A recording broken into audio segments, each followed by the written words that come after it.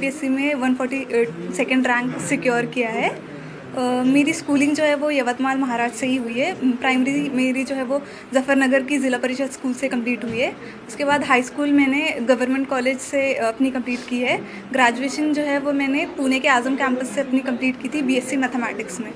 12th के बाद ही मैंने ये डिसाइड कर लिया था कि मुझे यूपीएससी करनी है। इंस्पिरेशन इसकी मुझे अपने मामू के थ्रू मिली, जो सेवा एनजीओ के सेक्रेटरी है।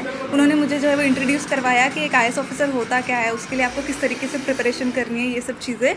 तो मैंने वहाँ से डिसाइड कर लिया था कि मुझे अब यूपीएससी करनी है। तो फिर ग्रेजुएशन के फ़ौरन बाद ही जो है वो मैंने अपनी प्रिपरेशन स्टार्ट कर दी थी यूपीएससी के लिए। पहले मैंने जो है वो अपना फर्स्ट अटैम्प्ट मुंबई से दिया था, हज हाउस से। सेकेंड अटैम्प्ट के लिए से मैं दिल्ली चली गई, जिसमें हमदर्द स्टडी सर्कल से जो है वो मैंने अपना सेकेंड अटैम्प्ट दिया। और फाइनली जो मेरा ये वाला अटैम्प्ट रहा है, जिसमें मुझे फाइनली सक्सेस मिली है, वो मैंने जामिया मिल्लिया इस्लामिया से दिया है, आरसीए में। मेरी ये जो पूरी जर्नी रही है उसमें बहुत सारे उतार चढ़ाव रहे हैं, लेकिन जो है मेरी फैमिली का सपोर्ट बहुत ज़्यादा इसमें रहा है, स्पेशली मेरे पेरेंट्स का।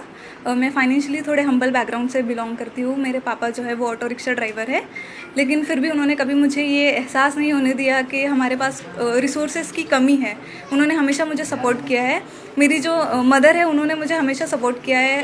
कहीं ना कहीं मैं जो एक पेट्रियार्कल सोसाइटी से बिलोंग करती हूँ, इसके बावजूद भी कभी मेरे पेरेंट्स ने मुझे ऐसा महसूस नहीं होने दिया कि तुम लड़की हो, तुम ये नहीं कर सकती।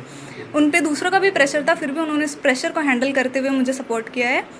मेरी पूरी फैमिली, फ्रेंड्स, टीचर्स, सब ने मुझे इस जर्नी में जो है वो बहुत ज़्यादा सपोर्ट किया है। मैं अपनी प्रिपरेशन की बात करूँ तो ये मेरा 4th अटैम्प्ट था, तो इससे आप अंदाज़ा लगा सकते हैं कि जर्नी बहुत ज़्यादा डिफ़िकल्ट रही है। फेलियर्स बहुत सारे आए इसमें, लेकिन मैंने इस जर्नी में एक चीज़ सीखी है कि आपको पेशेंस और कंसिस्टेंसी जो है वो कभी इन दोनों चीज़ों का साथ नहीं छोड़ना है।